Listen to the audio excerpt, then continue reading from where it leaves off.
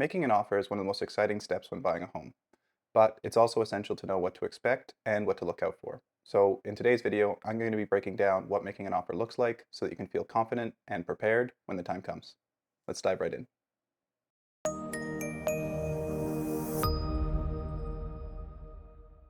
The main document you'll be using to write an offer is called the contract of purchase and sale. It's the backbone of the home buying process. While it can feel like a lot to take in, I'll highlight the most important sections so that you feel prepared when the time comes.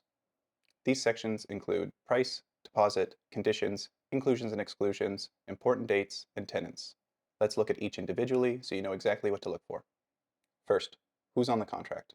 If anyone else, like a cosigner, will have an ownership stake, even as small as 1%, they must be on the contract from the beginning. Second, make sure you review the title and compare the legal description and the PID to make sure that it matches the contract to avoid any confusion. Obviously, the price that you're willing to offer is one of the main components. Your agent will help you come up with a fair price, and this is usually based off comparable sales, the property condition, and what you're willing to pay for the property. Now let's talk about deposits. In Kamloops, deposits are typically between $5,000 to $10,000, but the exact amount can vary. By default, deposits are due within 24 hours of your offer being accepted. However, you can often structure the deal so that the deposit isn't due until after you remove your subjects, which is when you commit to buying the property. Here's something every buyer should know. You have a 3 business day rescission period to pull out of the offer for any reason. This even applies to subject-free offers. However, there is a fee. The fee is a quarter of 1%. So on a $600,000 home, it would be $1,500. This is separate from your conditions. If you pull out on a condition, like a home inspection, you do not have to pay this fee. Next up, we have terms and conditions. Terms are things that you ask for, like the home being professionally cleaned or a door being repaired before completion. Conditions, also known as subjects, are conditions that need to be met before you commit to buying the property. These conditions can include things like getting a home inspection done, finalizing your financing, or reviewing strata documentation.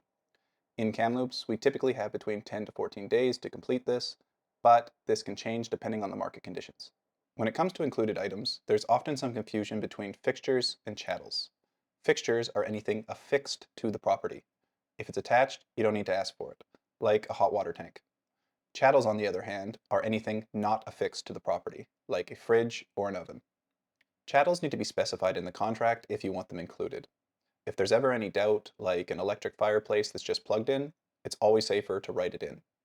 You can also ask the seller to dispose of any items that you don't want, like an old air compressor in the garage. Next up, we have 3 important dates to keep in mind. First, the completion date. This is the date that money and ownership officially changes hands. Second, the possession date, which is the date that you actually move in and is often the day after completion. And third, adjustments. The adjustment date is the date that you become responsible for property taxes, utilities, and collecting rent if the property is tenanted. If the property has tenants, you'll have to decide if you want to keep them or have them vacate. This decision can significantly impact your experience as a new homeowner. I've made a separate video that dives deeper into the specific topic, so be sure to check it out if you're considering homes with existing tenants. Those are the main components of an offer. Before we wrap up, let's quickly discuss submitting and countering offers.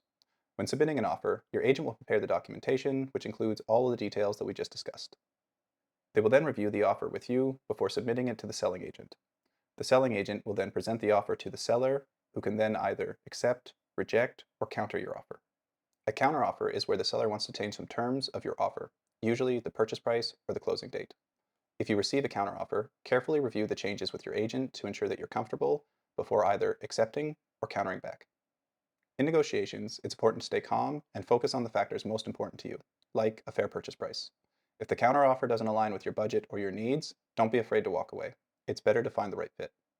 Do your best to respond to counters quickly. A delayed response can sometimes lead to sellers considering other offers. Making an offer is a big step, but with the right guidance and understanding of the process, you can navigate it confidently. Make sure to lean on your agent's expertise. They'll help you craft a strong offer and handle any negotiations that come your way. I hope that you found this information helpful. If you did, do me a favor and give the video a thumbs up, and consider subscribing to my YouTube channel for more real estate related advice. If you have any questions, please feel free to leave them in the comment section below or reach out to me directly, and I'd be happy to go over things with you in more detail. I appreciate you taking the time, and I'll catch you on the next one. Thanks for watching.